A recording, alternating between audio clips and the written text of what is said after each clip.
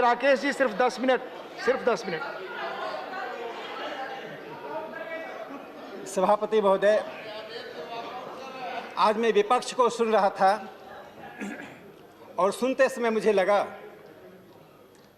कि झूठ बोलने के लिए, कला सीखनी चाहिए, तर्क को कुतर्क में बदलने के लिए कितनी क्षमता इन्होंने विकसित की है, कितनी कुशलता विकसित की है, इसका अंदाज मैं नहीं लगा पाया।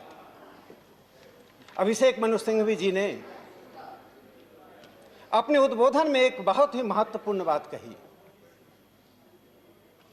कि भारत का संघवाद 70 साल के अनुभवों के बाद परिवर्तित हुआ है। संविधान सभा की बहस की मैं चर्चा नहीं करूंगा, लेकिन मैं जो वास्तविकता में हकीकत में इस देश में हुआ, इस सदन के माध्यम से इस देश को जानना पड़ेगा, उनकी याददाश्त को मैं पुनः जागृत करना चाहता हूं। जवाहरलाल नेहरू जी के शासनकाल में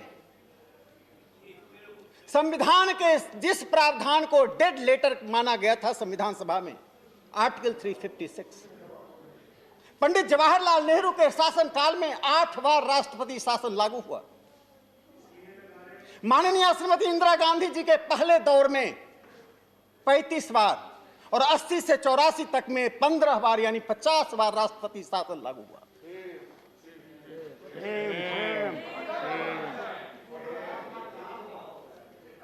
नरसिम्हा राव जी के शासनकाल में और मनमोहन सिंह जी के शासनकाल में 12 और 11 बार राष्ट्रपति शासन लागू हुआ। राजीव गांधी जी के शासनकाल में 6 बार राष्ट्रपति शासन लागू हुआ।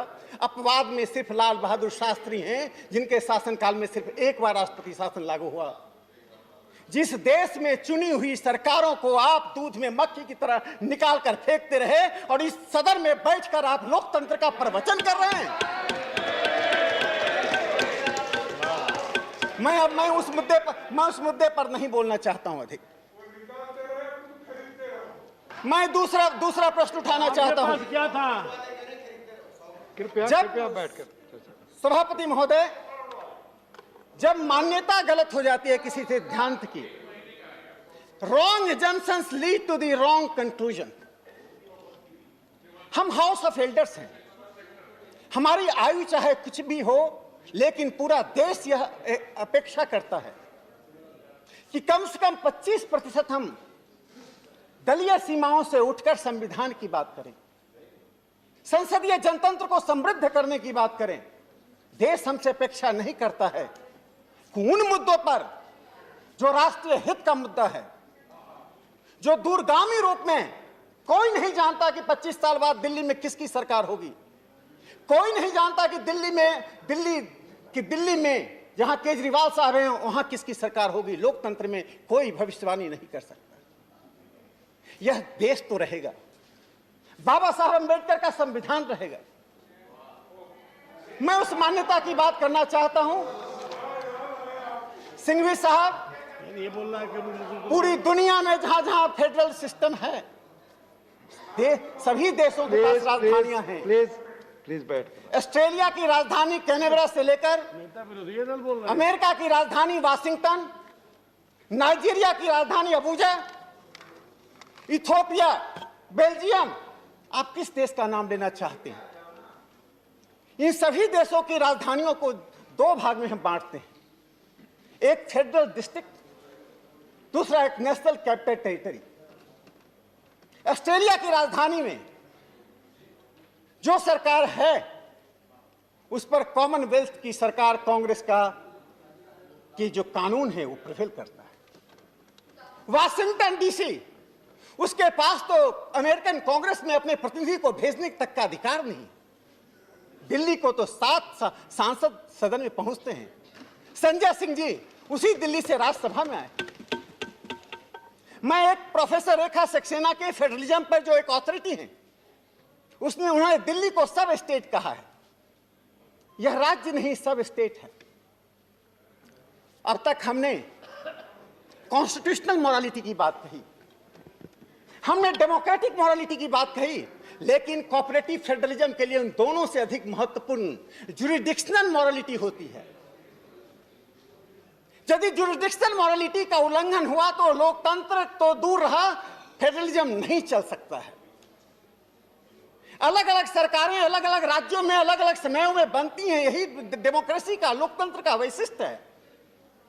और आने वाले जनादेश को स्वीकार करना, सहनशीलता के साथ सहर्ष स्वीकार करना हमारा कर्तव्य है। माननीय जगत प्रकाश नड्डा जी ने हस्तक्षेप करते हुए क्या कहा? भारतीय जनता पार्टी का एक उदाहरण बता दीजिए जिस तरह से नमूद्रीपाद की सरकार को जवाहरलाल नेहरू ने हटाया, जिस प्रकार आंध्र प्रदेश केरल में 6 बार सरकारें कांग्रेस ने हटाई। सिद्धार्थ शंकर रे बंगाल के गवर्नर थे, 67 से लेकर 72 तक बंगाल में क्या हुआ? बंगला कांग्रेस सीपीएम सीपीआई की जो सरकार थी और गवर्नर के बीच जो युद्ध हुआ, बंगाल के लोग जानते हैं। सभापति महोदय, कभी कभी तथ्य ही आलोचनाएं बन जाती हैं, लेकिन मैं उससे आगे बढ़कर माननीय संजय सिंह जी ने एक बहुत महत्वपूर्ण बात कही कि दिल्ली की सरकार दुनिया की सबसे बेहतरीन सरकार है। थोड़ा मैं इस पर प्रकाश डाल दूं। मैं इस पर बोलना नहीं चाहता था, कहिए तो मैं चुप हो जाऊं, कहिए तो मैं चुप हो जाऊं। यदि आप सुनने की क्षमता रखते तो बताता हूं। दिल्ली हाईकोर्ट की जस्टिस गीता मित्तल और दूसरे जस्टिस हरिशंकर जी ने अपने जजमेंट में दिल्ली सरकार पर 2018 में क्या कहा था? करावल नगर के एक स्कूल में जहां 2600 छात्र हैं, वहां ना टॉयलेट की व्यवस्था थी, ना पानी की व्यवस्था थी। यह दिल्ली की सर्वोत्तम सरकार है जिसका संयुक्त राष्ट्र प्रशंसा करता है। मैं एक दूसरा उदाहरण दे रहा हूं। लाजपत नगर में, कालका जी में बी ब्लॉक में एक सरकारी स्कूल है। उस सरकारी स्कूल की मंजिलें जर्जर हो चुकी हैं, 500 छात्र हैं, कभी भी बिल्डिंग गिर सकती है। और दिल्ली सरकार ने 5 सालों में क्या किया? 511 करोड़ रुपया एडवर्टीजमेंट पर खर्च किया। मुंबई एडिशन के अंग्रेजी अखबार के फ्रंट पेज पर दिल्ली के स्कूल के रिजल्ट के विज्ञापन देने के पीछे दिल्ली सरकार की मंशा जो भी हो, मैं एक दूसरी बात करना चाहता हूं। 511 करोड़ में 2666 स्कूल के कमरे बन सकते थे। दिल्ली सरकार में अभी अरविंद केजरीवाल जी ने कहा राम राज्य लाना चाहते हैं। मुझे खुशी हुई राम राज्य का प्रयोग कर रहे हैं, लेकिन शराब का इक्वल डिस्ट्रीब्यूशन से राम राज्य नहीं आता है, पानी के इक्वल डिस्ट्रीब्यूशन से राम राज्य आता है। 24 साल की आयु को घटाकर 21 साल के लोगों को शराब पिलाकर, शराब की वैधानिकता देकर आप कौन सा राम राज्य दिल्ली में लाना चाहते हैं? मैं अरविंद केजरीवाल जी से पूछना चाहता हूं। सभापति महोदय,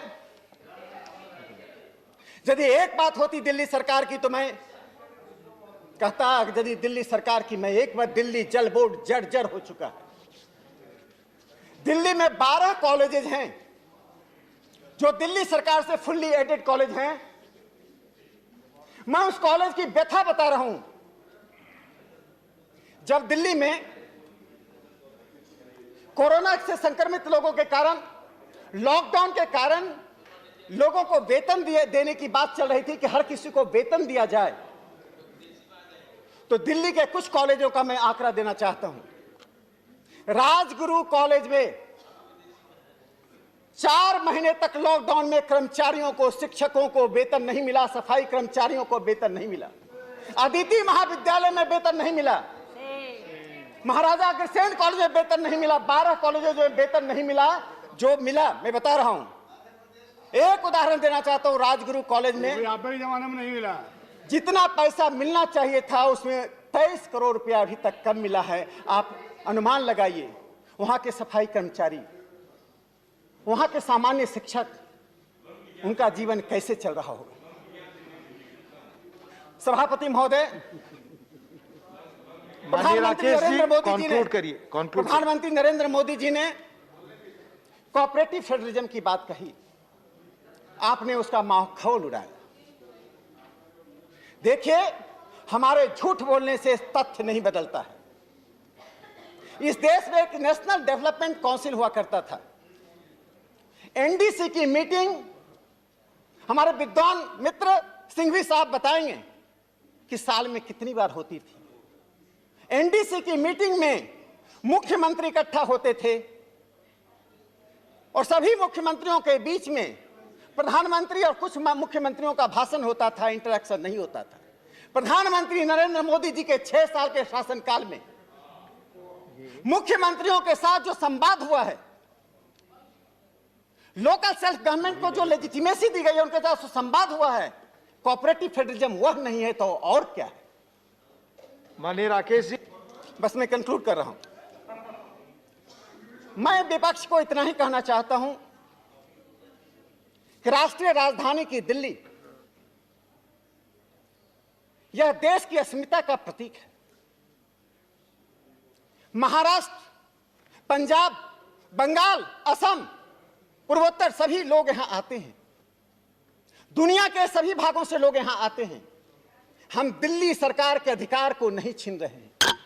हम दिल्ली सरकार के अधिकारों में कटौती नहीं कर रहे हैं। हम दिल्ली सरकार के साथ जो यूनियन टेरिटरीज के रूप में जो व्यवस्था हुई थी, माननीय राकेश जी प्लीज कंक्लूड। जो जुडिक्शनल मॉरलिटी का उल्लंघन हुआ था, उस उल्लंघन को समाप्त करते हुए please conclude now Rakesh ji. हम फॉर्मलाइज, औपचारिकता पूर्ण फॉर्मलाइज कर रहे हैं। मुझे लगता है यदि कांग्रेस पार्टी आज निहित स्वार्थ में सिर्फ विपक्ष की एकता के नाम पर इस प्रकार का व्यवहार कर रही है, तो आने वाला इतिहास उनके पुराने विरासत के लिए तो दोषी ठहराएगा, वर्तमान के लिए भी दोषी ठहराएगा। इन 3 पंक्तियों के साथ मैं अपनी बात समाप्त करता हूं। कुपथ जो पथ दौड़ाते पथ निर्देशक हुए हैं, लाज ले आती जिनकी कृति से धृति उपदेशक हुए हैं। मूर्त दम गढ़ने वाले शील विनय परिभाषा, मरण रक्त मुख से देते जन को जीवन की आशा। दिल्ली की दंगा का इंजीनियरिंग करने वाले लोग आज हमें पंथ निरपेक्षता, लोकतंत्र और संघवाद का उपदेश देते हैं, तो मुझे हंसी आती है। कृपया ऐसा ना करें, इतिहास आपको माफ नहीं करेगा। धन्यवाद। धन्यवाद। माननीय मंत्री जी का जवाब।